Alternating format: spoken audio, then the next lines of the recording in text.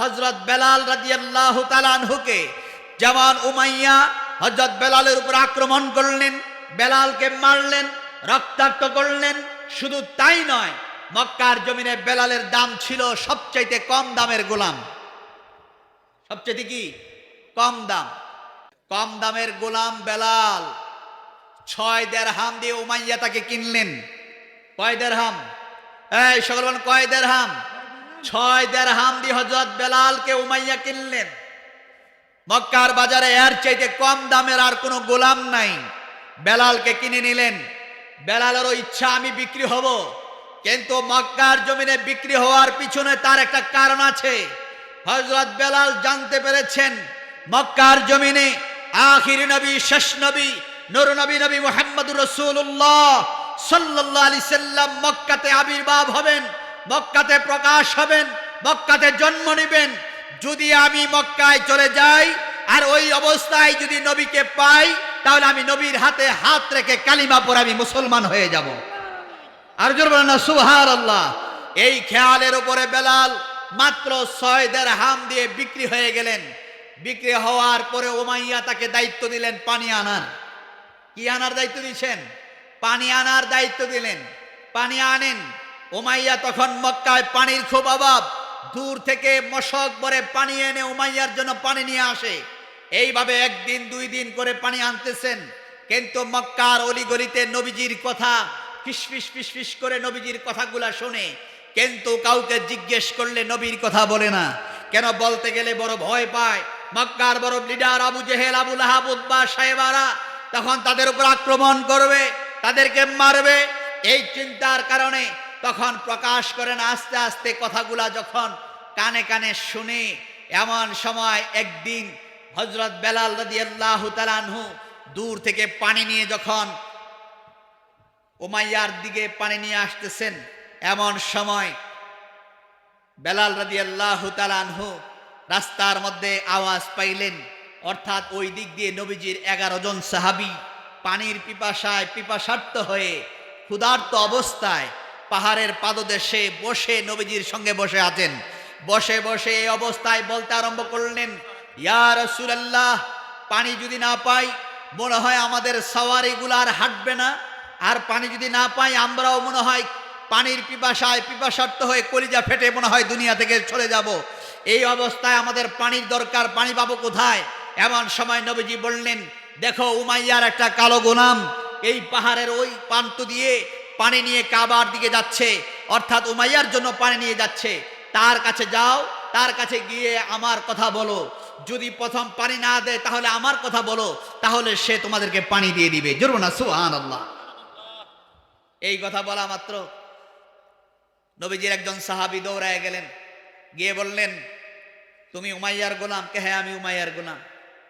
কয়, তোমার পাত্র ভরা পানি আছে, এই মশক ভরা পানিটা আমাদেরকে দাও। কয়, না, এটা আমি দিতে পারবো না। কয়, না, দিয়ে দাও। কয়, না, দেওয়া যাবে না।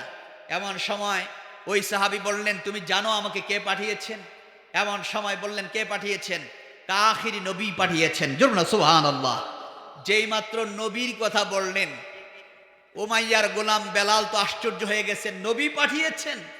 আমি তো ওই নবীর কথাই বারবার মক্কার অলিগলিতে জিজ্ঞেস করি, কেউ তো নবীর কথা বলে না।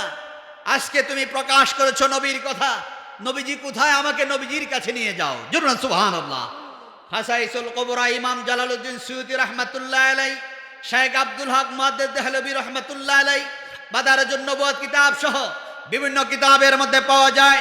এমন সময় উমাইয়ার কালো গোলাম বেলাল মশক ভরা পানি নিয়ে যেই মাত্র নবীজির কাছে গিয়ে গেলেন, নবীজির সুন্দর নুরানি চেহারা মোবারক দেখার পরে হযরত বেলাল রাদিয়াল্লাহু তাআলা আনহু ওই উমাইয়ার গোলাম বেলাল নবীজির নুরানি চেহারা মোবারকের দিকে এক দৃষ্টিতে তাকিয়ে আছে। জোরে না সুবহানাল্লাহ।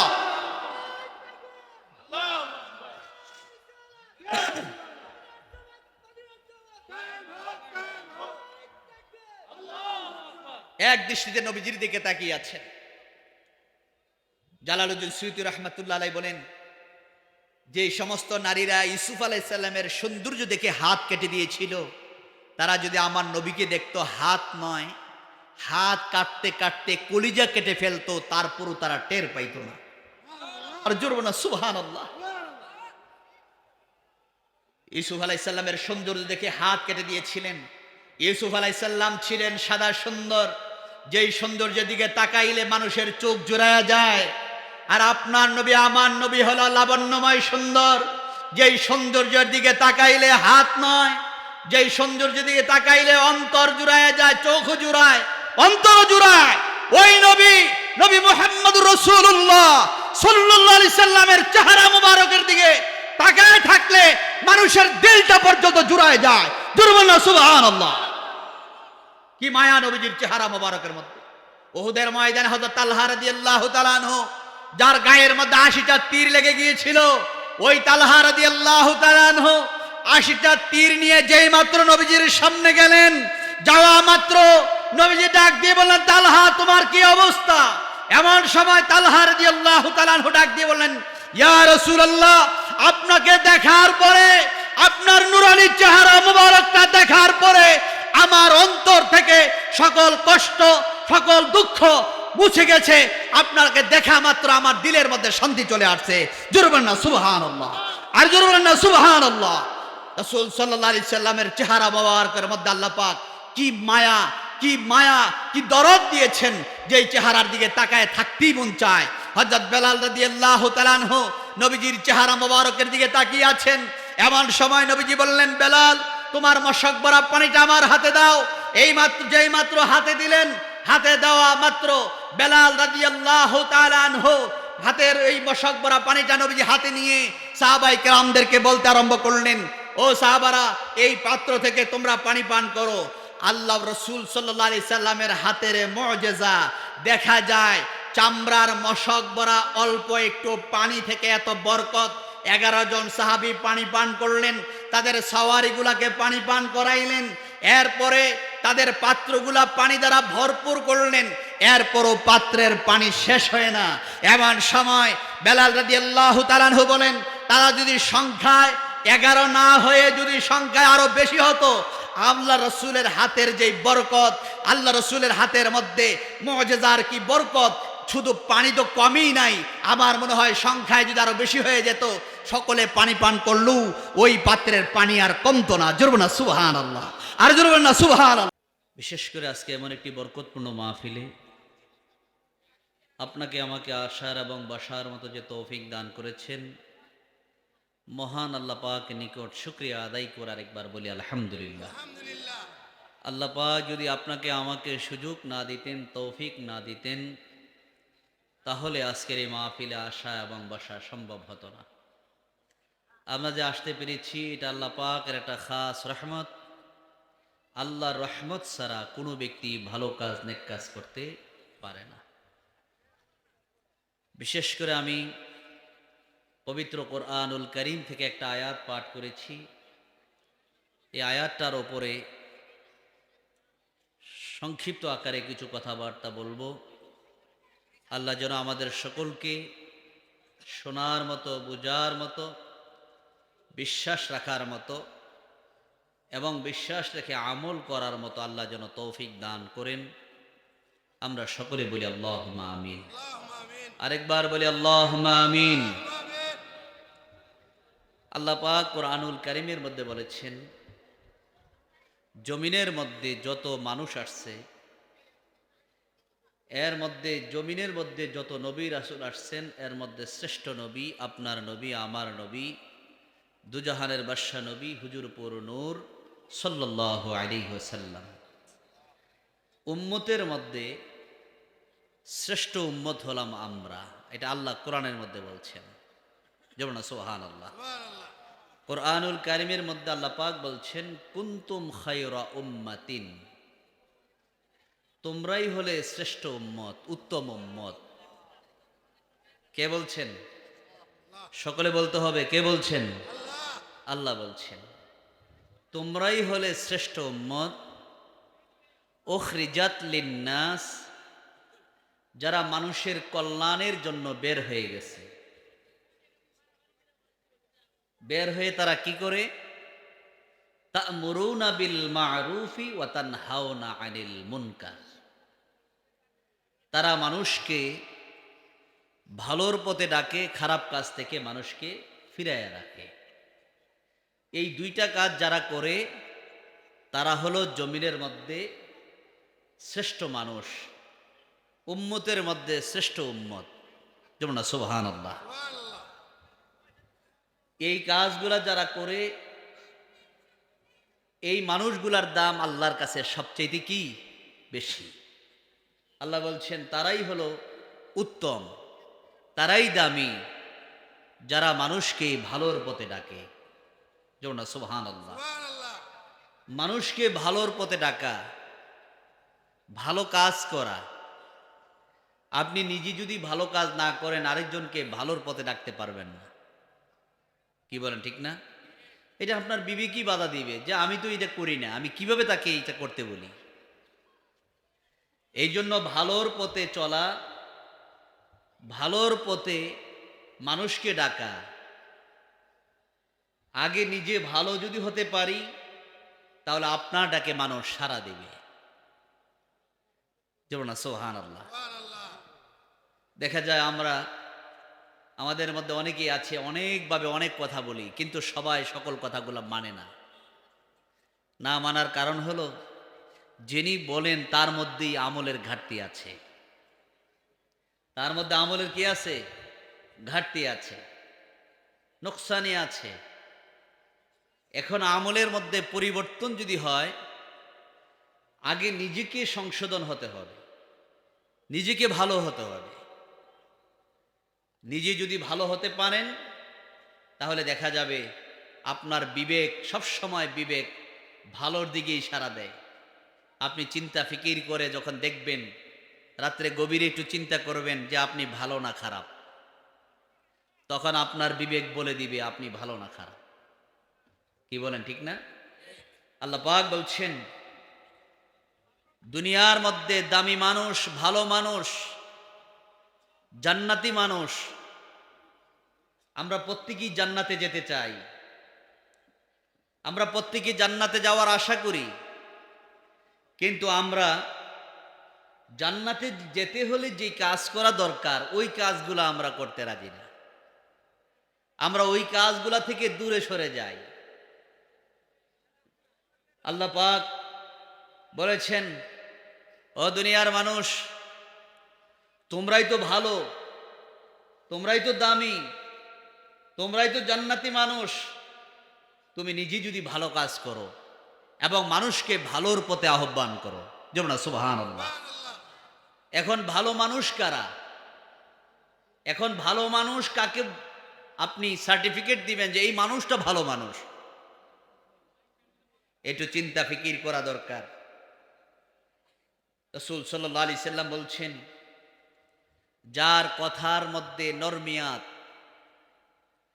যার কথার মধ্যে ভদ্রতা, যার কথার মধ্যে শিষ্টাচার আছে, যেমন আল্লাহ পাক সূরা ইখলাসের মধ্যে বলেছেন, যে ব্যক্তি আল্লাহকে মানে, আল্লাহ এক, অদ্বিতীয়, আর কাউকে সে কি করে না?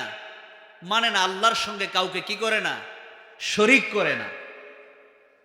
এখন যে ব্যক্তি আল্লাহর সঙ্গে শরীক করে, গুনার মধ্যে শ্রেষ্ঠ গুনাহ আল্লাহর সঙ্গে কাউকে শরীক করা। আল্লাহর সঙ্গে কাউকে শরীক করা কি সবচেয়ে বড় গুনাহ। তাকে মুশরিক বলা হয়। আল্লাহর সঙ্গে যদি কাউকে শরীক করা হয়, তখন আল্লাহ পাক সূরা ইখলাসের মধ্যে বলছেন, লাম ইয়ালিদ ওয়া লাম ইউলাদ। আল্লাহ বলেন, আমি কাউকে জন্ম দেই নাই, আমাকে কেউ জন্ম দেয় নাই। যেমন সুবহানাল্লাহ। আল্লাহকে কেউ জন্ম দেয় নাই, আল্লাহও কাউকে জন্ম দেন নাই, বরঞ্চ আল্লাহ মানুষকে কি করছেন? সৃষ্টি করেছেন। আল্লাহ হলেন খালেক, আমরা হলাম কি? মাখলুক, আল্লাহর সৃষ্টি। আল্লাহ হলেন স্রষ্টা, আমরা হলাম কি? আল্লাহর কি? সৃষ্টি। তাহলে আল্লাহ পাক বলেন, ও দুনিয়ার মানুষ, তোমরা যদি আল্লাহর সঙ্গে কাউকে শরীক করো, এই অংশীদার যারা করবে আল্লাহ তাদের গুনাহ কি করবেন না? ক্ষমা করবেন না।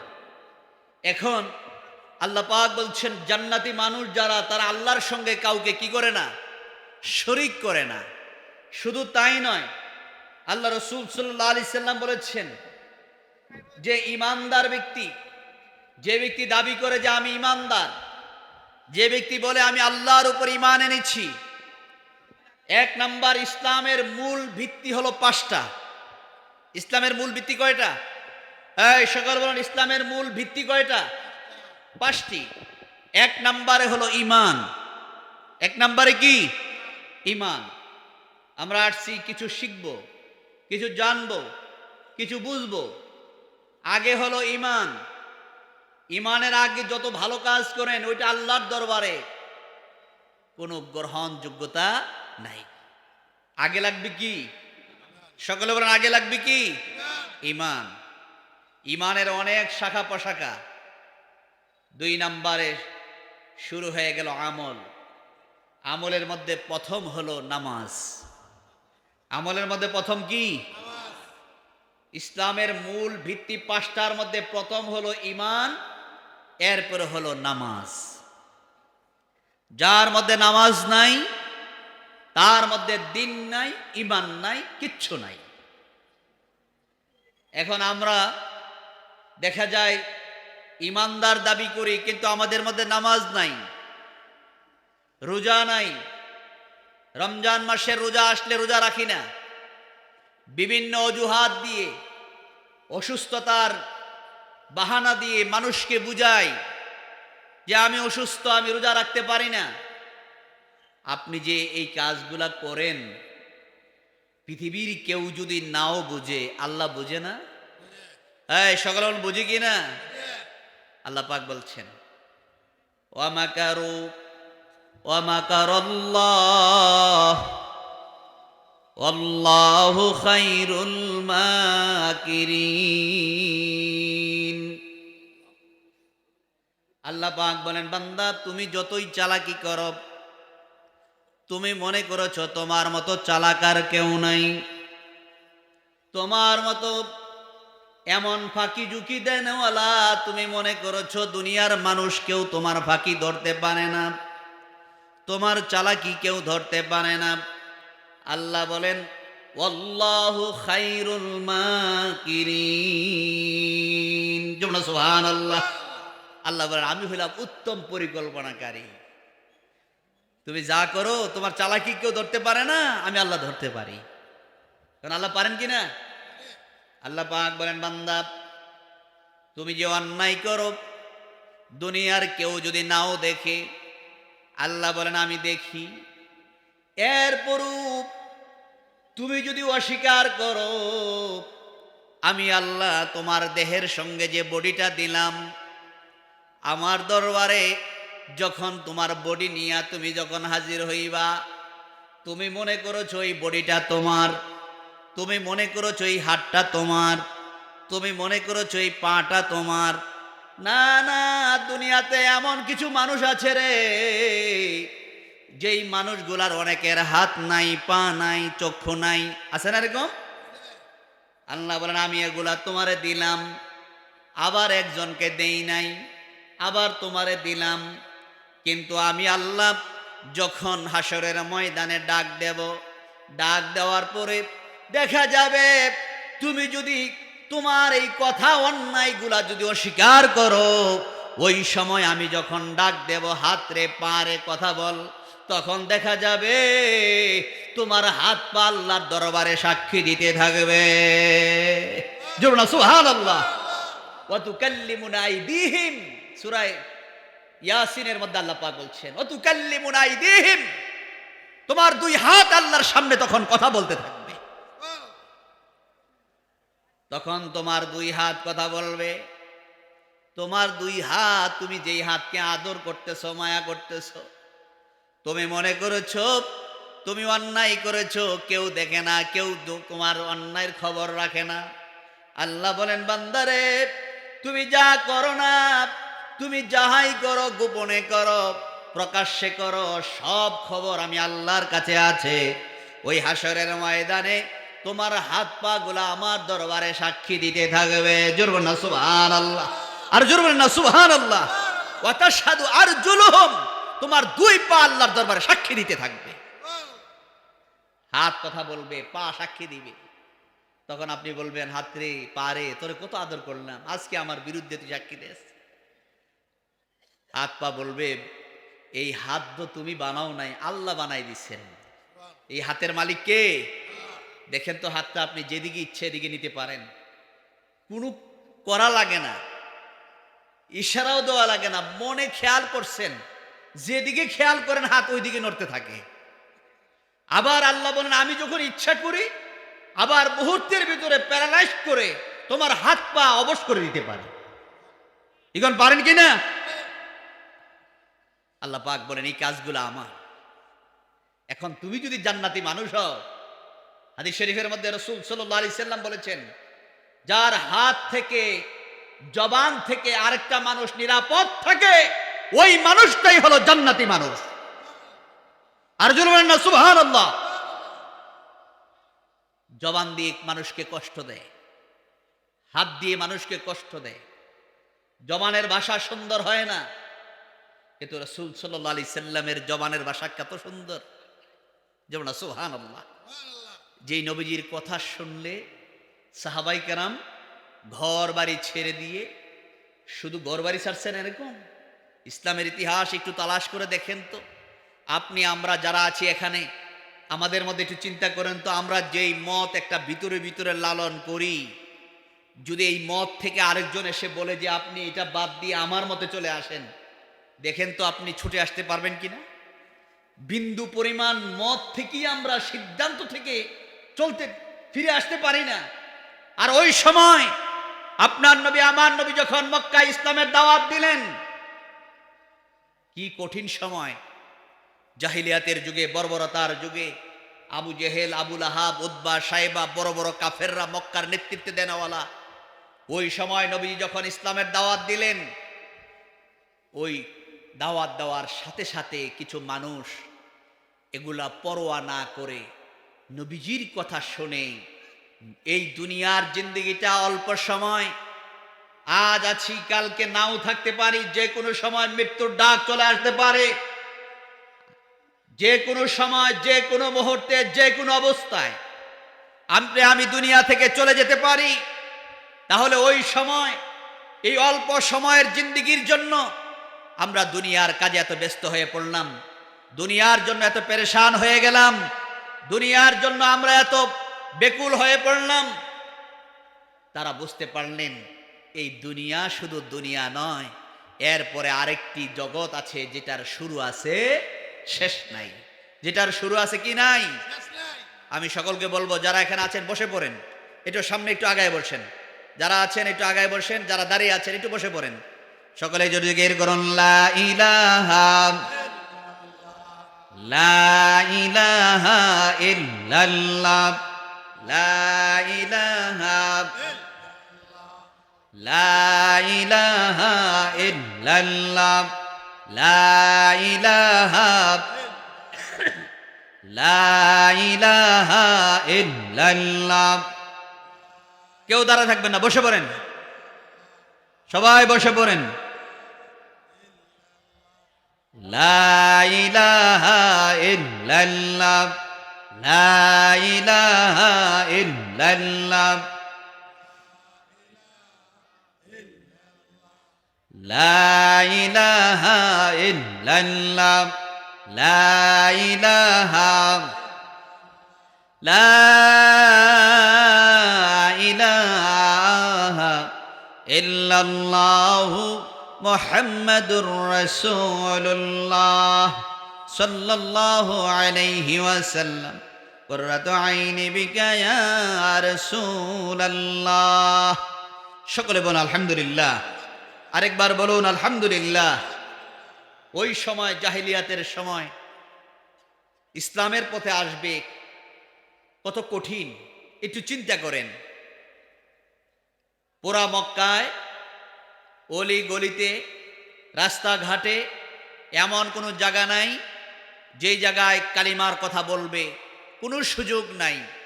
ওই সময় নবীজি যখন দাওয়াত দিলেন কালিমা পড়ার জন্য, যারা কালিমা পড়লেন, নবীজি পাহাড়ের চূড়ার মধ্যে দাঁড়িয়ে যখন ডাকটা দিলেন, ওই সময় সিস্টেম হলো, যদি কোনো আশ্চর্য কোনো সংবাদ অথবা কোনো জরুরি কোনো সংবাদ অথবা কোনো খবর যদি মক্কার মানুষদের কাছে পৌঁছাতে চাইতেন, তখন তারা পাহাড়ের চূড়ার উপরে দাঁড়িয়ে জোরে জোরে আওয়াজ দিয়ে বিভিন্নভাবে বিভিন্ন কাইফিয়াত নিয়ে তারা ডাকতেন।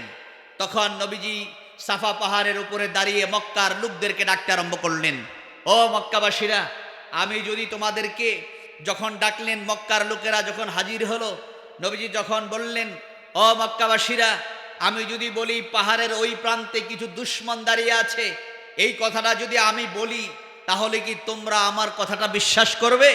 তখন মক্কার লোকেরা বললেন, ও মুহাম্মদ সাল্লাল্লাহু আলাইহি সাল্লাম, আমরা দেখেছি আপনি কখনো মিথ্যা কথা বলেন না, আপনি কাউকে কষ্ট দেন না, আপনি কোনো কথা বাড়ায়ও বলেন না, আবার কোনো কথা কমায়ও বলেন না, যাহা সত্য যাহা বাস্তব তাহাই আপনি বলেন। তাহলে আপনি যদি বলেন মক্কার পাহাড়ের এই সাফা পাহাড়ের ওই প্রান্তে কিছু দুশমন দাঁড়িয়ে আছে, যদি এই কথাটা বলেন, তাহলে আমরা বিনা প্রশ্নে তা বিশ্বাস করে নেব। এই কথা বলা মাত্র নবীজি বললেন, এর চাইতে আরো সত্য কথা হলো, আল্লাহ পাক আমাকে নবুয়তি দান করেছেন, তোমরা যদি কালিমা পড়ে মুসলমান হয়ে আমাকে নবী হিসাবে মেনে নাও, তাহলে দুনিয়াতেও শান্তি আখিরাতেও শান্তি। জোরে বলুন সুবহানাল্লাহ। এই কথাটা বলা মাত্র সকলেই এখানে তিনটা দলে তিনটা ভাগ হয়ে গেল। একটা ভাগ তারা বললেন, নবী তো সত্য কথা বলেন, এতে কোনো সন্দেহ নাই। তারা সাথে সাথে নবীর কথা বিশ্বাস করে কালিমা পড়ার জন্য নিয়ত করে ফেললেন। আর জোরে বলেন না সুবহানাল্লাহ। আরেকটা ভাগ চিন্তা করতেছেন কি করবেন না করবেন। দুদুল্যমান, এই দুদুল্যমান মানুষ আছে না জমিনে? এই সকল আছে কিনা? আছে। অর্থাৎ যেদিকে ভালো দেখে ওই দিকেই চলে। কি কোন এইরকম মানুষ আছে কিনা? সুবিধা দেখলে চলতে থাকে। যেমন মক্কার জমিনে নবী যখন হিজরত করে মদিনায় গেলেন, মদিনায় যাওয়ার পরে প্রথম যুদ্ধ হলো বদরের যুদ্ধ। কিসের যুদ্ধ? এই সকালে বলেন কি যুদ্ধ? বদরের যুদ্ধ। বদরের যুদ্ধের মধ্যে মুসলমানদের সংখ্যা হলো কম, কাফেরদের সংখ্যা হলো বেশি। মুসলমানদের সংখ্যা হলো 313 জন, কাফেরদের সংখ্যা হলো 1000। তখন যুদ্ধের ময়দানে নবী যখন ডাকেন, যারা দুদুল্যমান তারা যুদ্ধের ময়দানে যায় না। যখন মক্কার অবস্থান ভালো, যখন নবীজির ইসলাম মক্কা বিজয় হয়ে গেছে, মক্কা মদিনায় মুসলমানদের সয়লাভ, এই সময় যখন একটা যুদ্ধের ডাক আসলো, ওই সময় দুদুল্যমান মুনাফিকি আচরণের লোক যারা, তারা সকলের আগে বলতে আরম্ভ করলেন, আমরা যুদ্ধের ময়দানে যাব। অর্থাৎ এখন সুযোগ ভালো, সময় ভালো, এখন আমাকে আগে আগে থাকা লাগবে। এরকম মানুষ আছে কিনা? এই সকালে বলে আছে কিনা? আল্লাহ পাক বলেন, তোমরা যে এগুলা করো, এই চালাকিগুলো আমি আল্লাহ বুঝি। আল্লাহ বুঝিনি? এই সকালে বলে বুঝি কিনা? আল্লাহ বলছেন, আল্লাহু খায়রুল মাকিরিন, আমি তোমাদের চালাকিগুলো আমি ধরতে পারি, আমি বুঝি তুমি কি চালাকি করো। ওই সময় নবীর কথায় সাফা পাহাড়ের মধ্যে দুর্বল কিছু মানুষ নবীর কথায় কালিমা পড়ে তারা মুসলমান হয়ে গেলেন। আর জোরবেন না সুবহানাল্লাহ। আর কিছু লোক চিন্তায় আছেন কি করবেন, আর কিছু লোক সরাসরি নবীর বিরুদ্ধে লেগে গেলেন। বিরুদ্ধে লেগে গিয়ে আবুল আহাব বলতে আরম্ভ করলেন, ও মুহাম্মদ, তুমি ধ্বংস হও, তোমার ধ্বংস কামনা করি, তোমার ধ্বংস হয়ে যাক, তোমার 2 হাত ধ্বংস হোক। এইভাবে যখন অভিশাপ অথবা ধ্বংসের কামনা করতে আরম্ভ করলেন, তখন আল্লাহ পাক ডাক দিয়ে বললেন, তুমি আমার নবীর ধ্বংস কামনা করো, আমি আমার নবীকে, দুনিয়ার মানুষ তোমরা সিলেক্টেড করে আমার নবীকে নবী বানাও নাই, তোমরা ভোট দিয়ে আমার নবীকে নবী বানাও নাই, আমি স্বয়ং আল্লাহ আমার নবীকে নবুয়তি দান করেছি। জোরে না সুবহানাল্লাহ। যদি তোমরা আমার নবীকে মানো, তাহলে তোমাদের নাম মুসলমানের খাতায় থাকবে, আর যদি আমার নবীকে না মানো তোমাদের নাম বেঈমানের খাতায় চলে যাবে। তাহলে বোঝা গেল আমার নবীকে মানো, আমার নবীর পথে চলো। কেন আল্লাহ পাক বলছেন আতিউল্লাহ ওয়া আতিউর রাসূল, আল্লাহর আনুগত্য করা যেমন ফরজ আমার নবীর আনুগত্য করা তেমন ফরজ। জোরে না সুবহানাল্লাহ।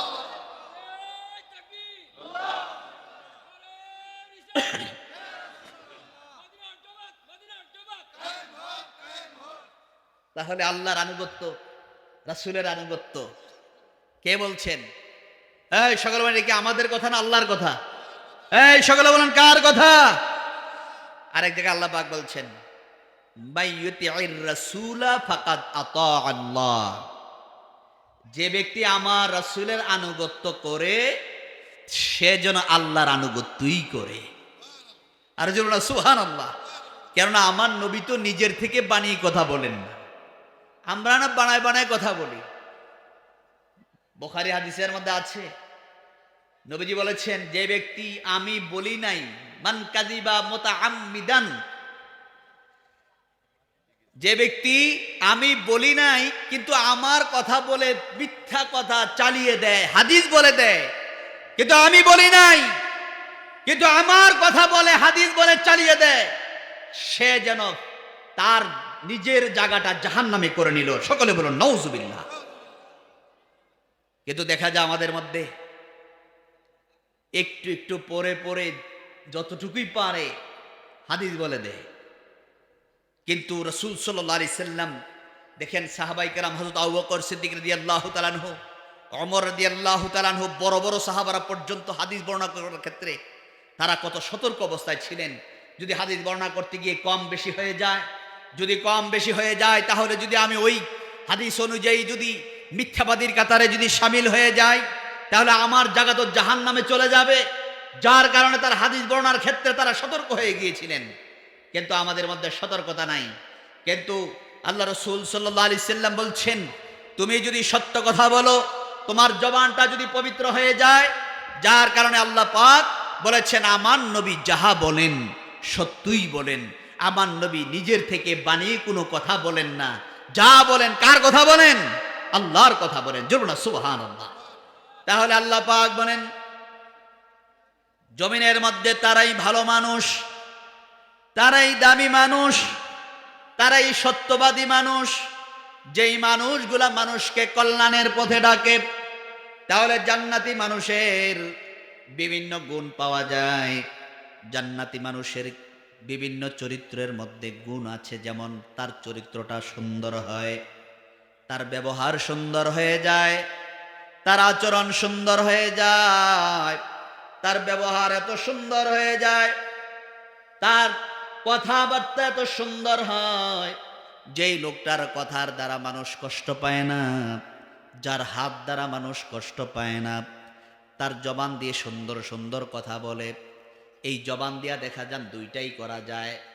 আপনি রাগের ভাষায় কথা বলতে পারেন, আবার হাসি মুখে কথা বলতে পারেন। কি বল ঠিক না? আপনি সুন্দর করে কথা বলতে পারেন।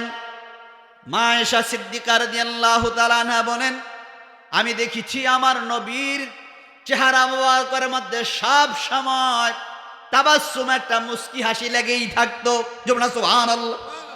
যেই হাসির কারণে দেখা যায় সাহাবায়ে কেরাম নবীর দরবার ছাড়তে চায় না, তারা নবীজির কাছে কাছে থাকতে চায়।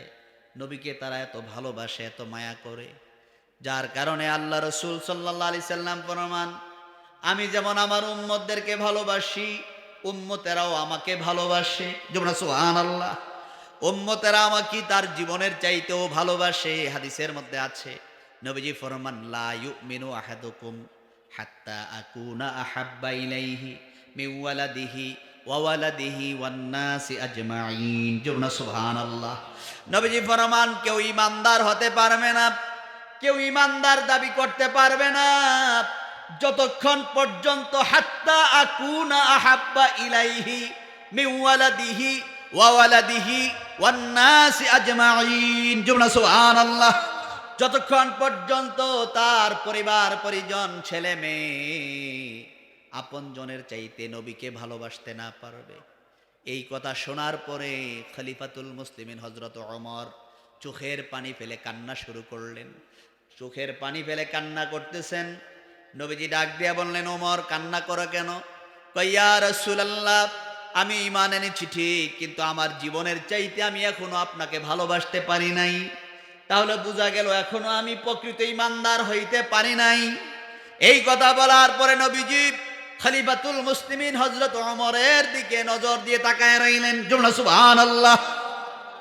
হাদিসের মধ্যে পাওয়া যায় নবীজি তার হাত মোবারক হযরত ওমর রাদিয়াল্লাহু তাআলা আনহুর মাথার মধ্যে একটু বুলাইয়া দিলেন। বুলানো মাত্র খলিফাতুল মুসলিমিন ওমর ডাক দিয়ে বলতেছেন, ইয়া রাসূলুল্লাহ, আমার মনের ভিতরে পরিবর্তন এসে গেছে। আপনি যদি বলেন আপনার জন্য আমার জীবনটা দিয়ে দিতে পারবো। সুবহানাল্লাহ। আপনি যদি বলেন আমার জীবন দেওয়ার জন্য, আপনার জন্য আমার জীবন আমি দিয়ে দিতে পারবো। যার কারণে নবীজি ফরমান, লা ইউমিনু আহাদুকুম হাত্তা আকুনা হাব্বা ইলাইহি মিন ওয়ালাদিহি ওয়া ওয়ালাদিহি ওয়ান নাসি আজমাইন। নবীজি ফরমান, কেউ ইমানদার হইতে পারবে না যতক্ষণ পর্যন্ত তার জীবনের চাইতে, ছেলের চাইতে, মেয়ের চাইতে, আপনজনের চাইতে নবীকে ভালোবাসতে না পারবে। সুবহানাল্লাহ। তাহলে বোঝা গেল নবীকে ভালোবাসার নামই হলো ঈমান। নবীকে ভালোবাসার নাম কি? সব কিছুর চাইতে নবীকে ভালোবাসতে হবে। কেননা নবীকে ভালোবাসলে নবীজি ফরমান, বান্দারে, ও আমার উম্মতেরা, আমি তো নিজের থেকে বানায়া কথা বলি না, যা বলি আল্লাহর কথাই বলি। কার কথা? কেননা হাদিসটাও ওহী, কোরআনটাও ওহী। আমরা যারা মাদ্রাসায় কিছু লেখাপড়া করেছি আমরা জানি ওহী দুই প্রকার। একটা হলো ওহী মাতলু, ওহী গায়রে মাতলু। আরেকটা ওহী দুই প্রকার, একটা হলো পঠিত, আরেকটা হলো অপঠিত। পঠিত হলো কোরআন, অপঠিত হলো হাদিস। অপঠিত কি? হাদিস। হাদিসটাও ওহী। নবীজি ফরমান, আমি নিজের থেকে কোনো কথা বলি না, যা বলি আল্লাহর কথাই বলি। সুবহানাল্লাহ। তাহলে বোঝা গেল নবীজি নিজের থেকে বানায় কথা বলেন না, আল্লাহর কথা বলেন।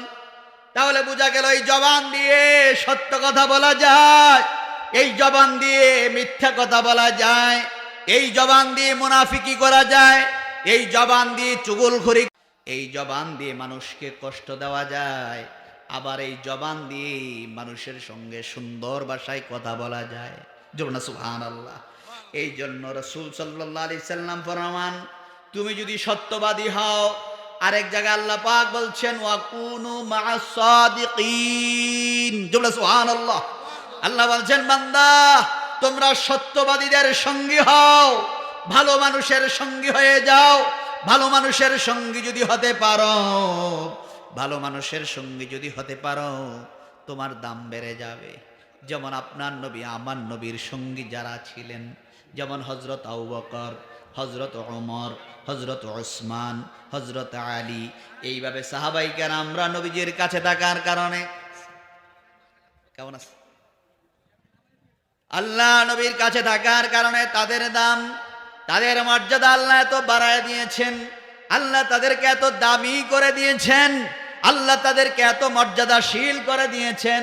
আল্লাহ পাক তাদের দাম, তাদের মর্যাদা এত বেশি, আল্লাহ পাক তাদেরকে এত দামি বানায় দিয়েছেন। ওই মানুষগুলার মর্যাদা, ওই মানুষগুলার দাম এত বেশি, এই মানুষগুলাকে আল্লাহ পাক বলেন, এই মানুষগুলার দাম এত বেশি হয়ে যায়, এই মানুষগুলা যখন আল্লাহর কাছে চায়, আল্লাহ পাক তাদের হাতগুলা খালি ফিরাইতে পারে না। সুবহানাল্লাহ। আর জোরে বলেন সুবহানাল্লাহ। সকলে বলেন আলহামদুলিল্লাহ। আল্লাহ রাসূল সাল্লাল্লাহু আলাইহি সাল্লাম বলছেন, জান্নাতি মানুষের কিছু গুণ আল্লাহ কোরআনের মধ্যে বলছেন, কুনতুম খায়রা উম্মাতিন উখরিজাত লিন-নাস তা'মুরুনা বিল মা'রুফি ওয়া তানহাউনা আনিল মুনকার। সুবহানাল্লাহ। আল্লাহ পাক বলছেন, তোমরাই তো শ্রেষ্ঠ উম্মত, তোমরাই তো দামি। এখন দামি কারা? জান্নাতি মানুষ কারা? দামি তো তারাই যারা সফল। আল্লাহ পাক আরেক জায়গায় বলছেন, কদ আফলাহা মান যাক্কাহা ওয়া কদ খাবা মান দাসসাহা। আল্লাহ পাক বলছেন, তারাই তো সফল যারা তাদের দিলকে পরিশুদ্ধি করতে পেরেছে, দিল থেকে অহংকার, রিয়া, ফখর, গীবত, চুগলখুরি, এইভাবে অন্যায়গুলা ছাড়তে পেরেছে, ওই মানুষগুলার দাম, ওই মানুষগুলার মর্যাদা আল্লাহর কাছে সবচেয়ে বেশি। জুড়ব না সুবহানাল্লাহ। যখন মক্কার জমিনে কালিমার দাওয়াত দিলেন, ওই সময় যেই কথাটা আমি বলতেছিলাম, কি কঠিন অবস্থা একটু চিন্তা করেন। ওই কঠিন সময়ে নবীজি যখন দাওয়াত দিলেন, দাওয়াত দেওয়া মাত্র সকল মানুষগুলা কালিমা পড়তে পারে নাই।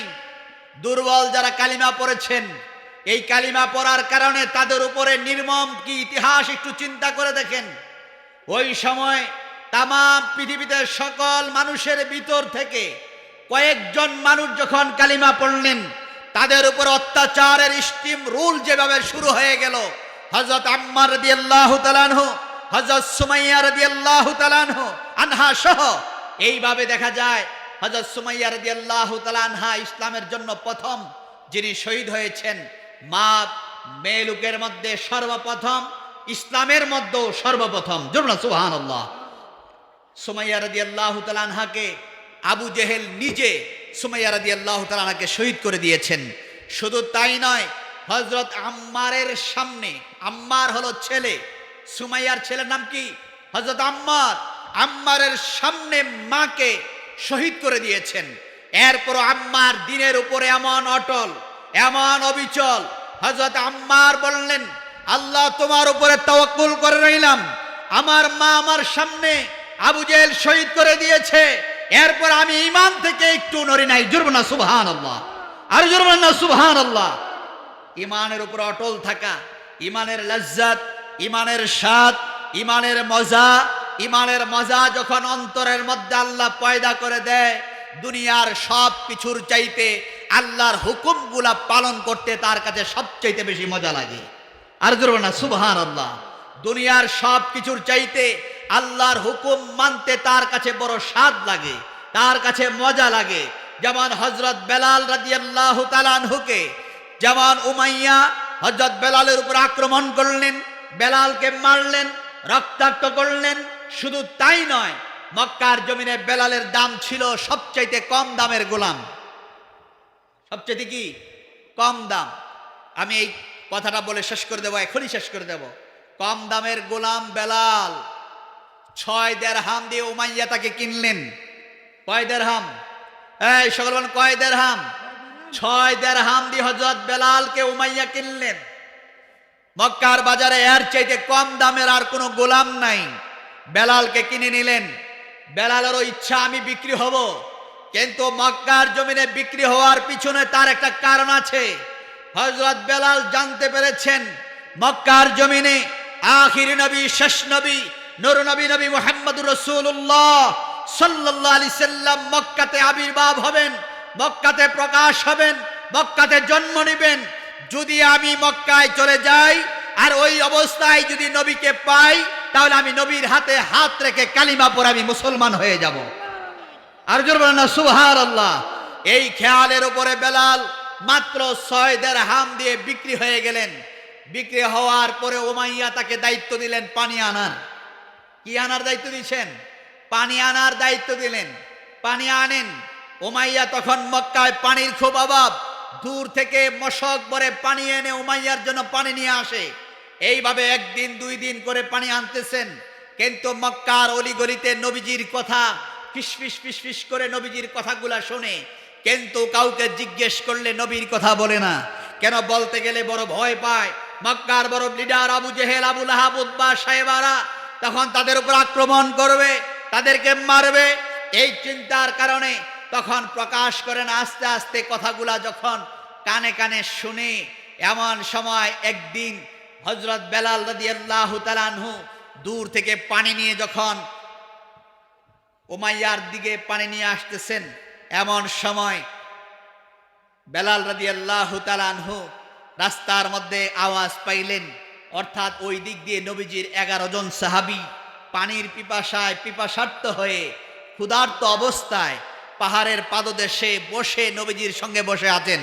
বসে বসে এই অবস্থায় বলতে আরম্ভ করলেন, ইয়া রাসূলুল্লাহ, পানি যদি না পাই মনে হয় আমাদের সওয়ারিগুলো আর হাঁটবে না, আর পানি যদি না পাই আমরাও মনে হয় পানির পিপাসার্ত হয়ে কলিজা ফেটে মনে হয় দুনিয়া থেকে চলে যাব। এই অবস্থায় আমাদের পানির দরকার, পানি পাবো কোথায়? এমন সময় নবীজি বললেন, দেখো উমাইয়ার একটা কালো গোলাম এই পাহাড়ের ওই প্রান্ত দিয়ে পানি নিয়ে কাবার দিকে যাচ্ছে, অর্থাৎ উমাইয়ার জন্য পানি নিয়ে যাচ্ছে। তার কাছে যাও, তার কাছে গিয়ে আমার কথা বলো, যদি প্রথম পানি না দেয় তাহলে আমার কথা বলো, তাহলে সে তোমাদেরকে পানি দিয়ে দিবে। জোরে না সুবহানাল্লাহ। এই কথা বলা মাত্র নবীজির একজন সাহাবী দৌড়ায় গেলেন, গিয়ে বললেন, তুমি উমাইয়ার গোলাম? কে হ্যাঁ আমি উমাইয়ার গোলাম। কয় তোমার পাত্র ভরা পানি আছে, এই মশক ভরা পানিটা আমাদেরকে দাও। কয় না, এটা আমি দিতে পারবো না। কয় না, দিয়ে দাও। কয় না, দেওয়া যাবে না। এমন সময় ওই সাহাবী বললেন, তুমি জানো আমাকে কে পাঠিয়েছেন? এমন সময় বললেন, কে পাঠিয়েছেন? আখিরি নবী পাঠিয়েছেন। জোরে না সুবহানাল্লাহ। যেই মাত্র নবীর কথা বললেন, উমাইয়ার গোলাম বেলাল তো আশ্চর্য হয়ে গেছেন, নবী পাঠিয়েছেন? আমি তুই নবীর কথাই বারবার মক্কার অলিগলিতে জিজ্ঞেস করি, কেউ তো নবীর কথা বলে না। আজকে তুমি প্রকাশ করেছো নবীর কথা, নবীজি কোথায়? আমাকে নবীজির কাছে নিয়ে যাও। জোরে না সুবহানাল্লাহ। হাসাইসুল কুবরা ইমাম জালালউদ্দিন সুয়ুতী রাহমাতুল্লাহ আলাইহি, শেখ আব্দুল হক মুহাদ্দিস দেহলভী রাহমাতুল্লাহ আলাইহি মাদারিজুন নবুওয়াত কিতাব সহ বিভিন্ন কিতাবের মধ্যে পাওয়া যায়। এমন সময় উমাইয়ার কালো গোলাম বেলাল মশক ভরা পানি নিয়ে যেই মাত্র নবীজির কাছে গিয়ে গেলেন, নবীজির সুন্দর নুরানি চেহারা মোবারক দেখার পরে হযরত বেলাল রাদিয়াল্লাহু তাআলা আনহু ওই উমাইয়ার গোলাম বেলাল নবীজির নুরানি চেহারা মোবারকের দিকে এক দৃষ্টিতে তাকিয়ে আছে। জোরে না সুবহানাল্লাহ।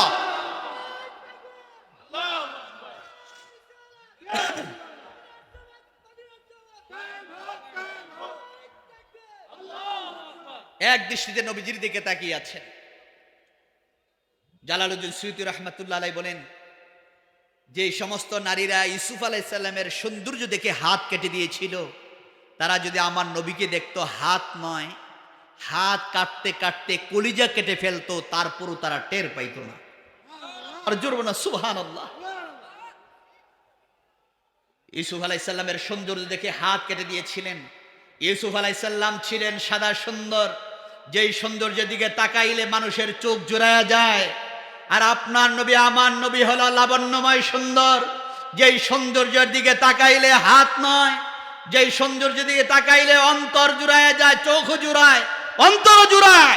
ওই নবী মুহাম্মদুর রাসূলুল্লাহ সাল্লাল্লাহু আলাইহি সাল্লামের চেহারা মুবারকের দিকে তাকায় থাকলে মানুষের দিলটা পর্যন্ত জুড়ায় যায়। জোরে না সুবহানাল্লাহ। কি মায়া নবীজির চেহারা মোবারকের মধ্যে।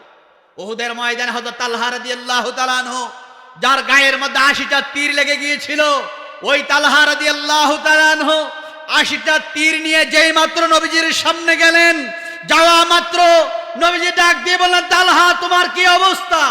এমন সময় তালহা রাদিয়াল্লাহু তাআলা আনহু ডাক দিয়ে বললেন, ইয়া রাসূলুল্লাহ, আপনাকে দেখার পরে, আপনার নুরানি চেহারা মোবারকটা দেখার পরে আমার অন্তর থেকে সকল কষ্ট, সকল দুঃখ মুছে গেছে।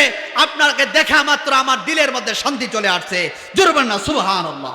আর জোরে বলেন না সুবহানাল্লাহ। রাসূল সাল্লাল্লাহু আলাইহি সাল্লামের চেহারা মোবারকের মধ্যে আল্লাহ পাক কি মায়া, কি দরদ দিয়েছেন, যেই চেহারার দিকে তাকায় থাকতেই মন চায়। হযরত বেলাল রাদিয়াল্লাহু তাআলা আনহু নবীজির চেহারা মোবারকের দিকে তাকিয়ে আছেন। এমন সময় নবীজি বললেন, বেলাল তোমার মশক ভরা পানিটা আমার হাতে দাও। যেই মাত্র হাতে দিলেন, হাতে দেওয়া মাত্র বেলাল রাদিয়াল্লাহু তাআলা আনহু হাতের এই মশক ভরা পানিটা নবীজি হাতে নিয়ে সাহাবায়ে কেরামদেরকে বলতে আরম্ভ করলেন, ও সাহাবারা, এই পাত্র থেকে তোমরা পানি পান করো। আল্লাহ রাসূল সাল্লাল্লাহু আলাইহি সাল্লামের হাতের মুজিজা দেখা যায়। চামড়ার মশক ভরা অল্প একটু পানি থেকে এত বরকত। 11 জন সাহাবী পানি পান করলেন, তাদের সাওয়ারিগুলাকে পানি পান করাইলেন। এরপরে তাদের পাত্রগুলা পানি দ্বারা ভরপুর করলেন। এরপরও পাত্রের পানি শেষ হয় না। এমন সময় বেলাল রাদিয়াল্লাহু তাআলা আনহু বলেন, তারা যদি সংখ্যায় 11 না হয়ে যদি সংখ্যায় আরো বেশি হতো, আল্লাহ রসুলের হাতের যে বরকত, আল্লাহ রসুলের হাতের মধ্যে মুজিজার কি বরকত, শুধু পানি তো কমই নাই, আমার মনে হয় সংখ্যায় যদি আরো বেশি হয়ে যেত, সকলে পানি পান করলেও ওই পাত্রের পানি আর কমতো না। জোরে বলেন না সুবহানাল্লাহ। আর জোরে বলেন না সুবহানাল্লাহ।